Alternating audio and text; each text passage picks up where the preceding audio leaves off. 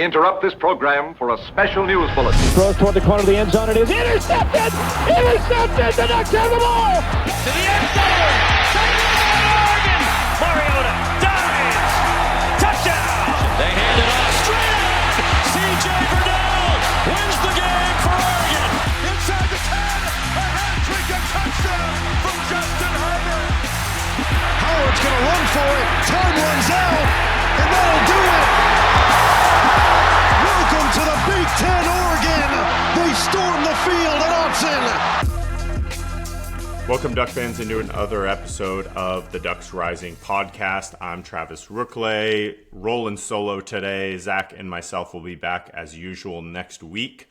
Just wanted to remind everyone before we got going that our podcast is sponsored by Backer and Water Avenue Coffee. These are both amazing Oregon brands who support the university in incredible ways. Oregon alums giving back to their community and creating incredible products. So encourage all Duck fans out there to check out Backer, bckr.com, and also Water Avenue Coffee. You can check out their specific Oregon line at OregonDucksCoffee.com.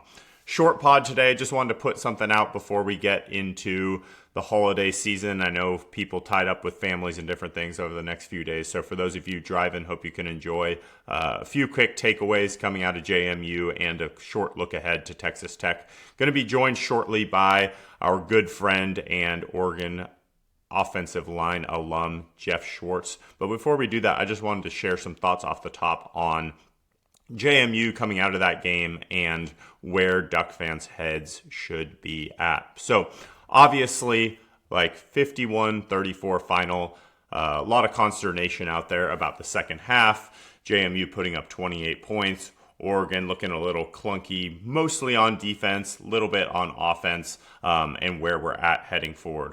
First and foremost, let's talk about the first half. That was as dialed of an offensive performance as we've seen from an Oregon team in a long time. Dante Moore in ultimate control and command, DeCorian Moore back, Gary Bryant back, but still the just amazing options across the field for Moore and Will Stein and this entire offense to attack. So if you think about where this offense is heading into Texas Tech, I think it's up there with anyone in the country.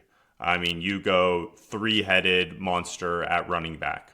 You go two tight ends that honestly are definitely the best tandem in the country. And I don't know how far you have to go down the list to list Jamari Johnson before, is he the fifth best tight end overall in the country? Is he for sure in the top 10 in my mind? So the fact that you can roll out the best tight end in the nation in Kenyon Sadiq, and yet you have this second piece to roll out in 12 personnel in Jamari Johnson is an absolute embarrassment of riches for Coach Stein and the entire offensive staff in planning where to go moving forward. We've talked all year about how, volatile or how versatile our 12 personnel can be with Jamari Johnson and Kenyon Sadiq out there. And you saw that on the first drive with Johnson being split out wide and the amazing one-handed grab and touchdown to get this game rolling. So I think, first of all, before anything else, we just need to shout out how clean of a performance this was by the offense, the rhythm they got in, the versatility of attack, outside, inside run having success. Wildcat we saw with Jordan Davison, which will be interesting to see. Was that a wrinkle we use moving forward? Was that something to put on tape? Do we run something out of that look moving forward that we haven't seen yet? That was one I certainly had my eye on as well. I have to say, I leave this game offensively thinking, man, I love Evan Stewart. I know there's a lot of fans out there who think he's going to play against Texas Tech. I think he certainly could play too. But my mind was more so like, do we need him and where is he playing? I think the development of Malik Benson and Jeremiah McClellan over the last few weeks, honestly, the last month or two, has just led me so confident in those guys. And so when you think about McClellan, Moore, and Benson, when we want to be in 11 personnel, you think about Johnson and Sadiq, like we mentioned, out of 12. You mentioned needing to get touches for Jordan Davison, De'Aaron Hill, Noah Whittington.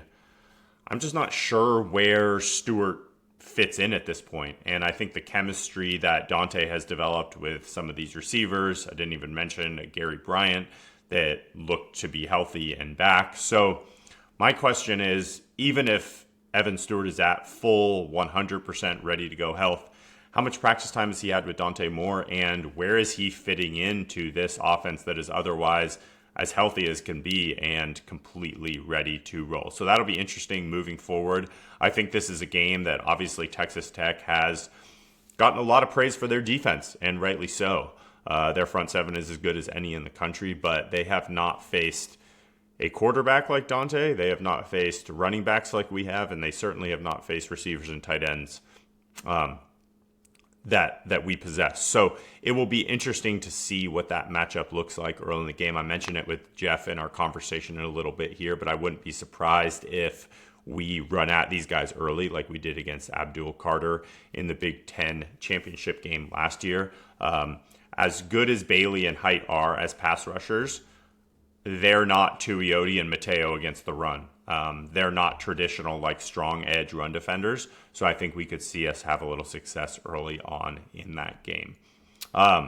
Switching over to the defense, obviously a lot of conversations coming out of the JMU game about our defensive struggles. 34 points, I think close to, if not 500 yards of total offense by JMU. I think it's important we separate this game into the first and second half. First half, 6 points. They moved the ball a little bit. I think they were at or around 200 yards of total offense in the first half, which honestly is more than we've given up in entire games to some other opponents. I think there's a couple factors there. First, I definitely don't think we played our best. I don't think anyone on the defense, even the first stringers, would say that.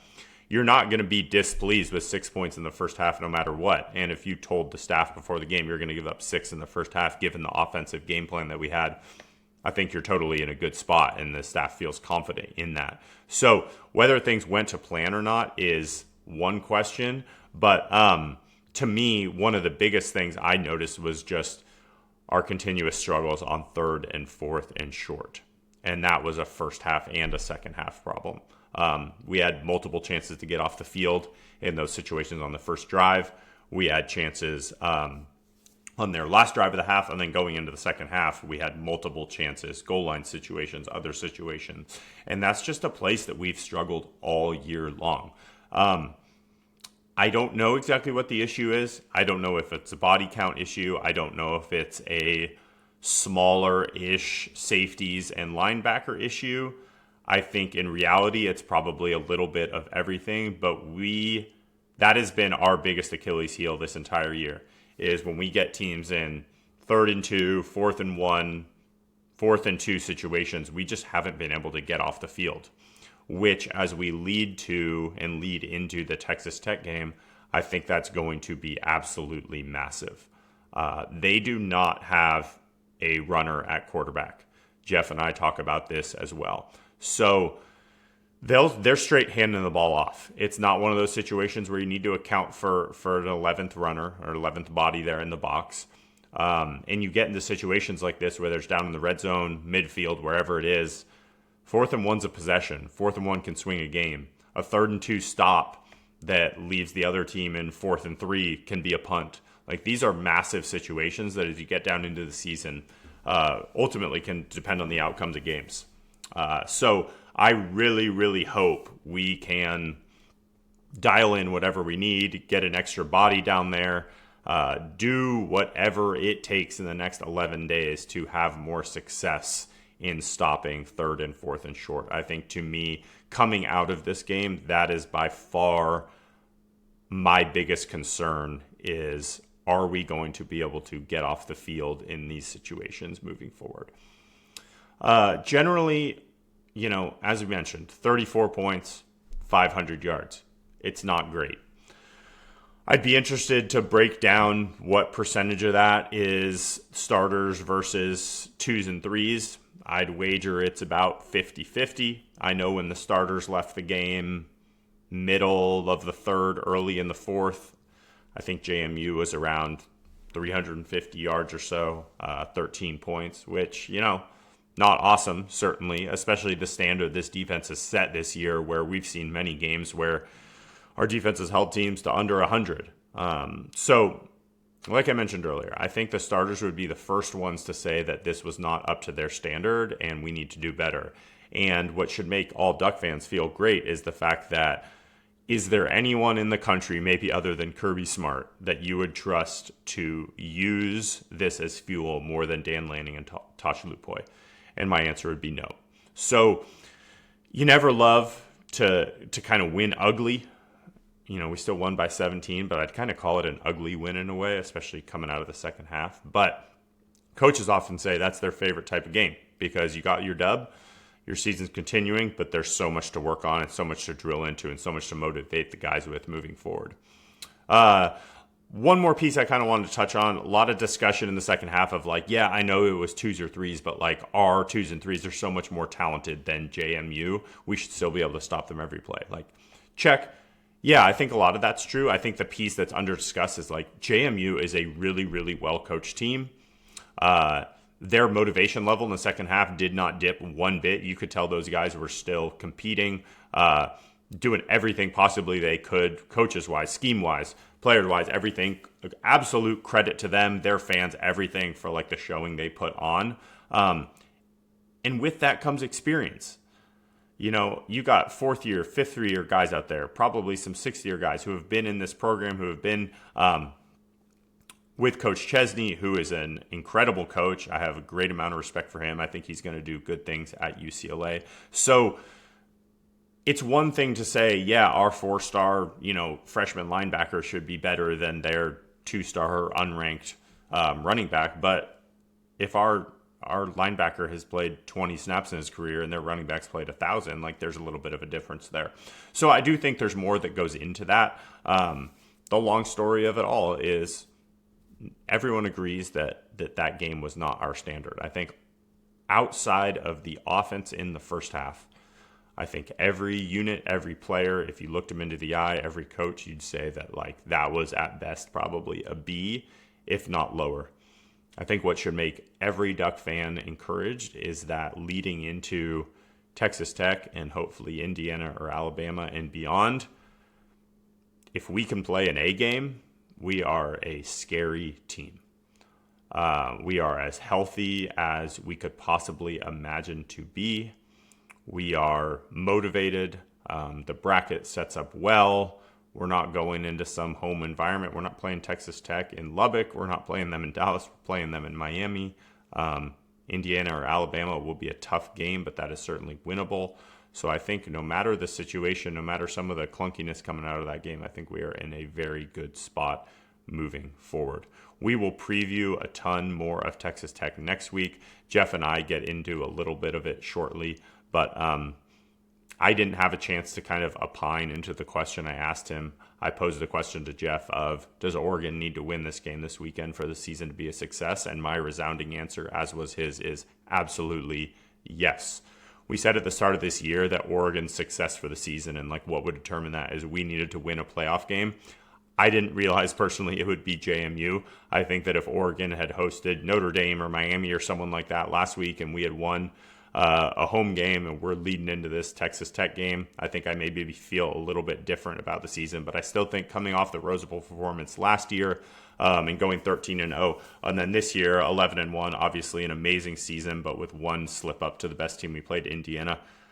I think just for what we've invested in the program, the resources, the talent we have on this roster. I mean, you look at the blue chip ratio of this roster, you look at what's been poured into it when it comes to financials, when it comes to support staff, everything. The Ducks absolutely need to close out this game and get to the semifinals, and then from there we'll see where things shake out. So with that, we'll take you to our conversation with Geoff Schwartz.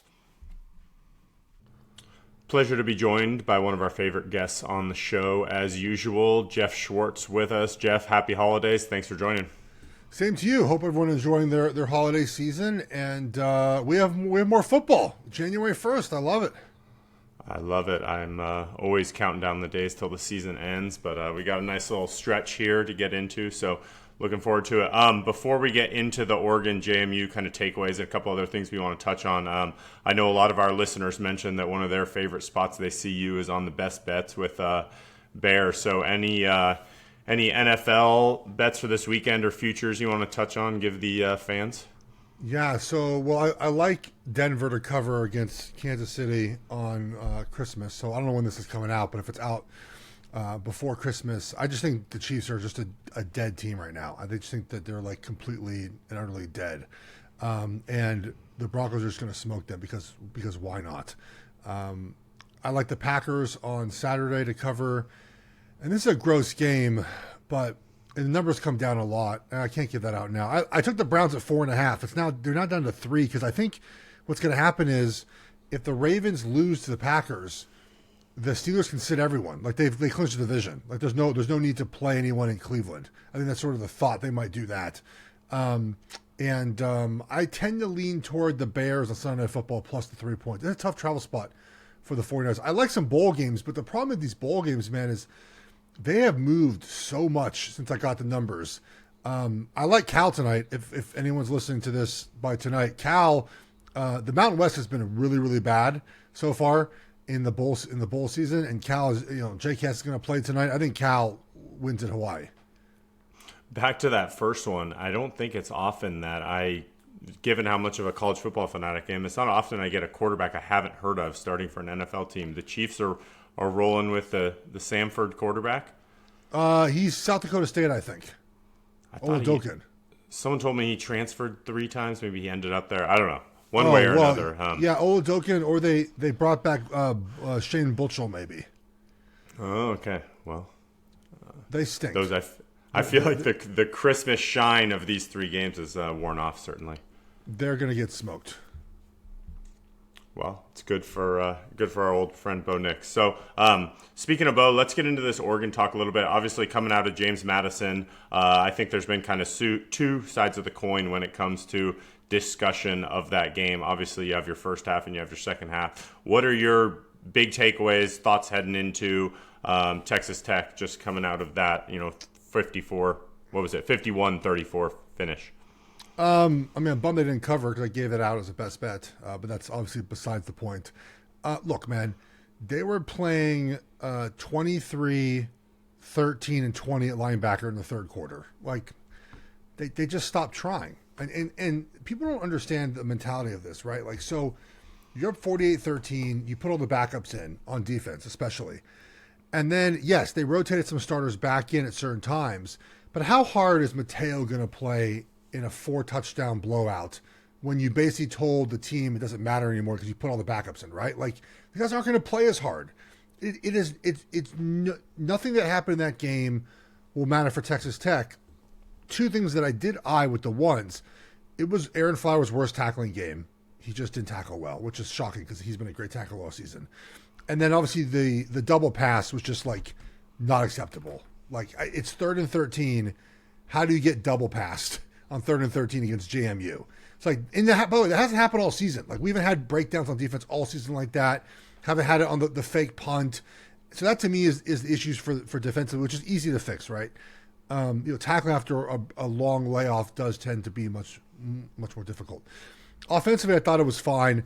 You want to, I think, have a better pressure for pressure packages is about it, which I thought they did a pretty good job.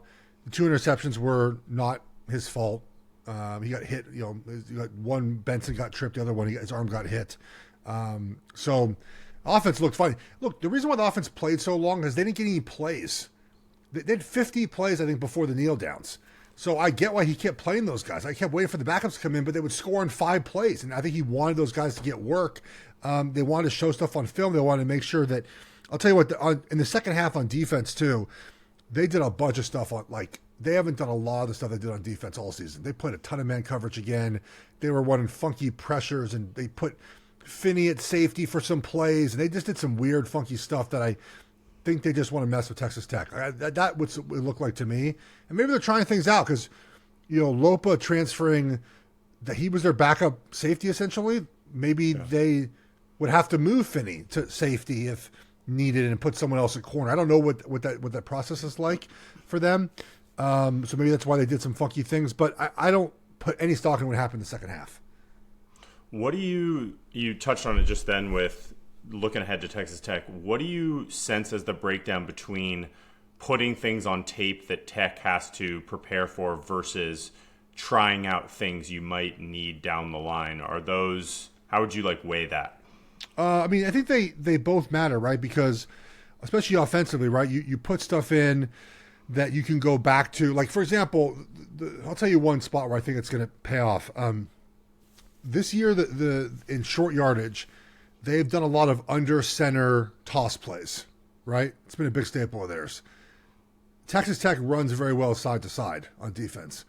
I would imagine there's going to be some sort of action off of that look, whether it's a sweep the other way, whether it's a boot out. They're going to have something ready to go because they've done that a lot this year, right? That short yardage, get under center, a couple different tosses here and there. So there's things they can get better at. But one thing about Oregon's offense that has always impressed me is it's a designer offense, right? They do what they have to do by the week, right? And other teams they just run what they run. That's our staple. What's Oregon's staple?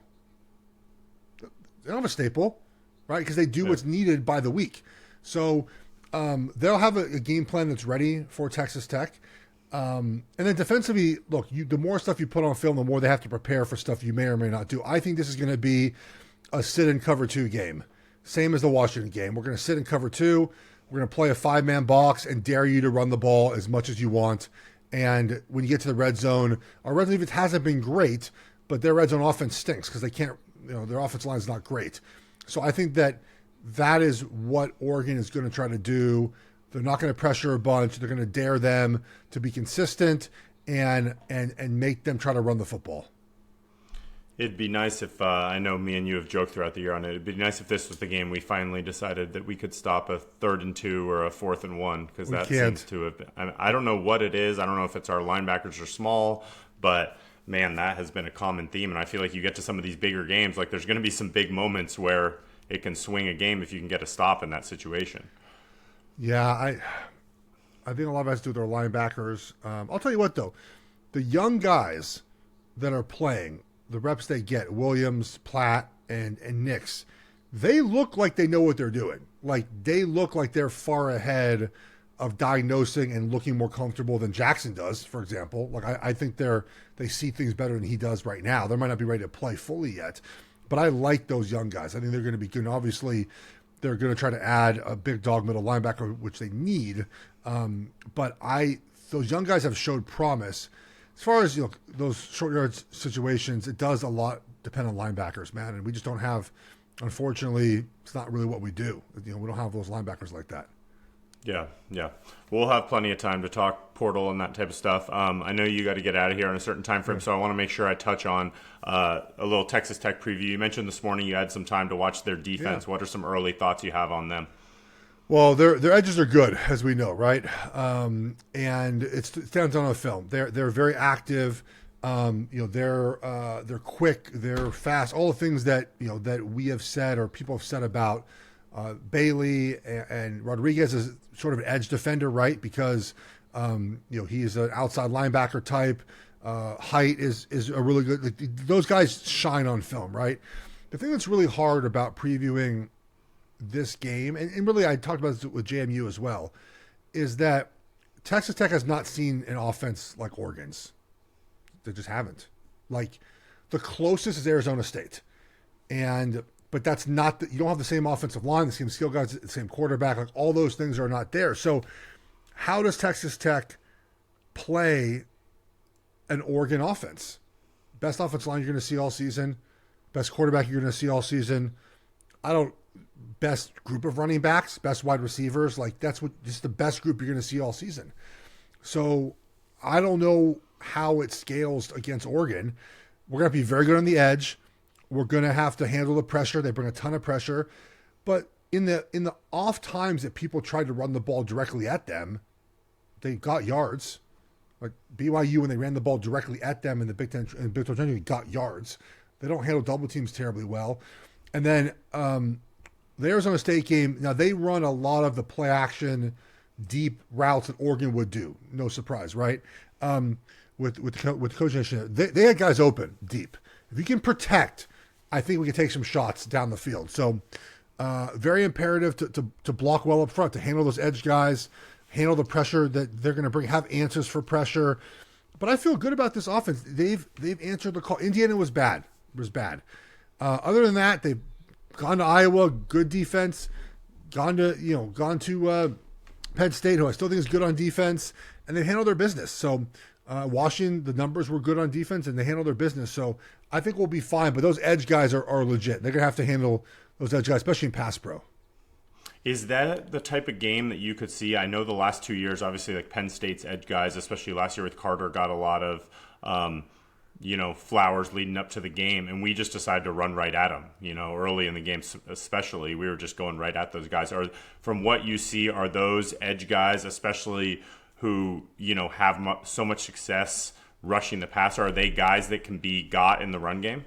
I mean, height certainly can. He's 240, 230, right? You can run at him. Bailey's a little bit bigger. He's technically like a defensive end, and Bailey's more of an outside linebacker. Yeah, again, no one's really tried to run at them because a couple things they do. They move a lot, so they're not stationary, right? Because they're not a big defense. They're a good defense, but they're not like that big overall, right? I mean, if you look at heights and weights, I mean, it's not a big defense. But they're a very, very active defense. They're tough to nail down.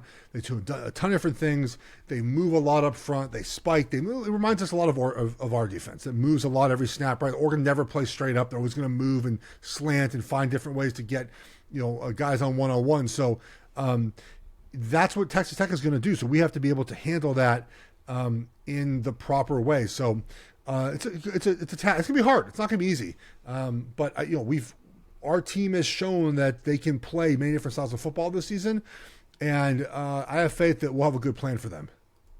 Yep. I don't know if you've had much of a chance to watch their offense yet, but I know just from my early look, like a little bit more of a stationary quarterback, which I think bodes well for us when it comes to that. Like spread it out wide receiver, not one like big true dude. I know they've struggled a ton in the red zone.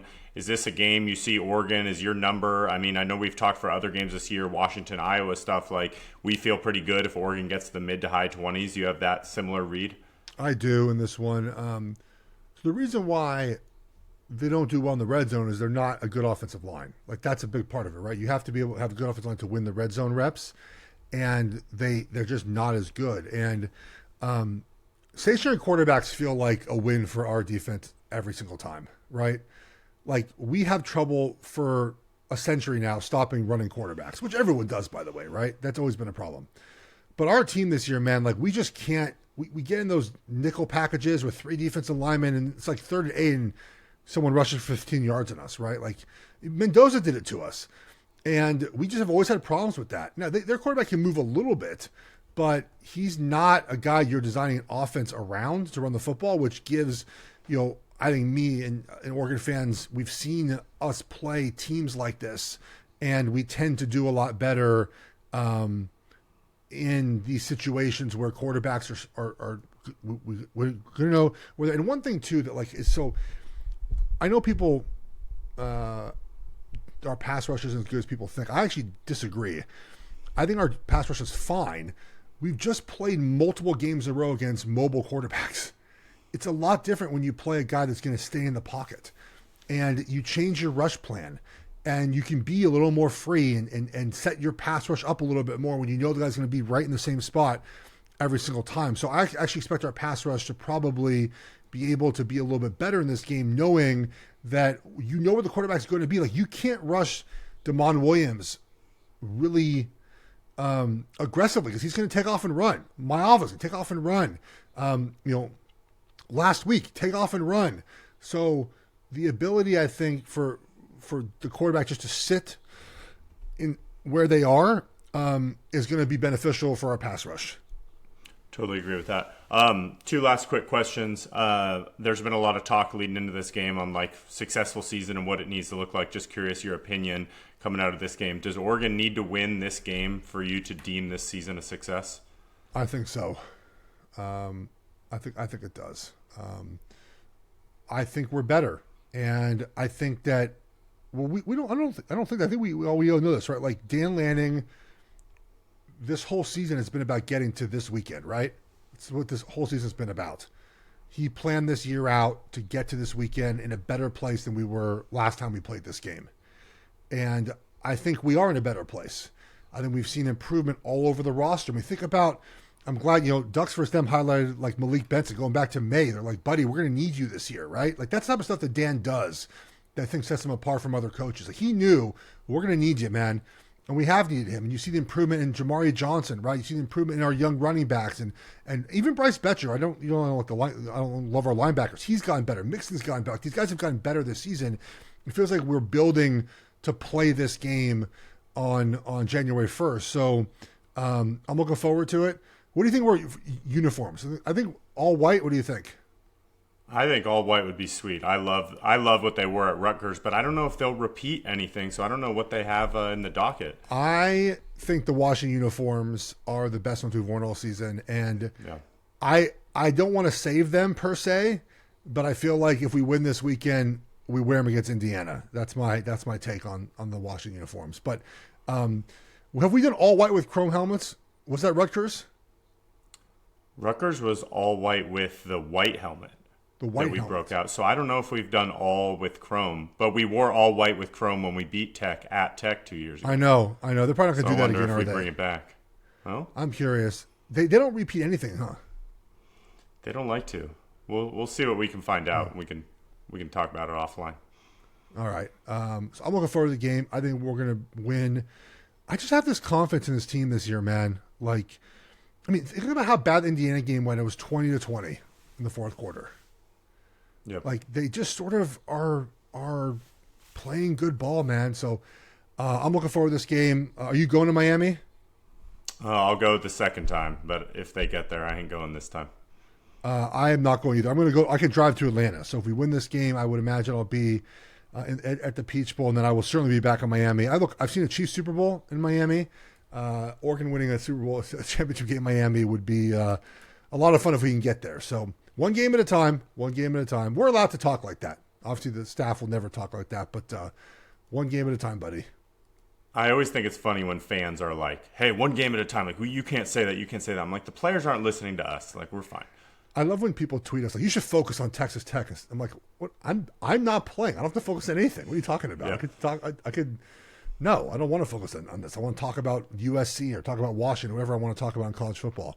No, look, I think this team is good, man. There's some weaknesses. Every team in this field has weaknesses. We match up well against Tech, and I think our offensive line not winning the Joe Moore Award is going to have a lot to prove in this game, just personally in this game. So any little motivation that we can get, I will take. For sure. I want to give you 30 seconds to roast USC for the USC Notre Dame before you get out of here.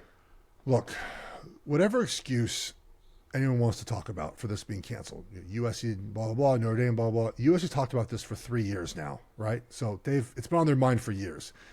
And USC fans can't wait to talk about the Pete Carroll years. That was 20 years ago now. And what did Pete Carroll do? He scheduled tough every year. They didn't shy away from any game, right? They went to the D.C. to play Virginia Tech. They went to Arkansas. They went to all these games, play all these tough games. And USC's just being soft. That's what it is. If they were beating Notre Dame every year, they'd keep the series going. They're not. So they took their ball and went home. It's that simple. Think about last year. Miami played Notre Dame. A&M played Notre Dame. They played those tough games. Texas, Ohio State played a big non-conference game. USC is choosing to opt out of that. I think that sums up their program. Yep. I love it. Couldn't have said it better myself. All right, Geoff. I know you're hopping on the herd, so everyone check that out, which will be awesome. I know you'll have some strong words for our buddy Colin over there. But I'm going to wear the shirt, the Oregon O. It's going to be up. Appreciate you joining us today. And as always, I know we'll be talking soon, and we'll have some more preview stuff as the game gets closer. Take care, but thanks for having me on. Yep, thanks. Appreciate everyone for tuning into our conversation with Geoff Schwartz. Like I mentioned off the top of the show, Zach and I will be back next week for our normal podcast previewing Texas Tech. We'll have a couple guests with us, and we'll go in depth on that matchup with the Red Raiders on the 1st. In the meantime, happy holidays to all, and encourage all fans, if you aren't yet a member at Ducks Rising, or if you are, use that referral code to win our latest sweepstakes. You can check that out at www.ducksrising.com/referral-contest. If you are not a member today, you can join using that link and win t-shirts, hats, and different prizes that we're offering. That's all for today. We'll see you guys next week. Go Ducks.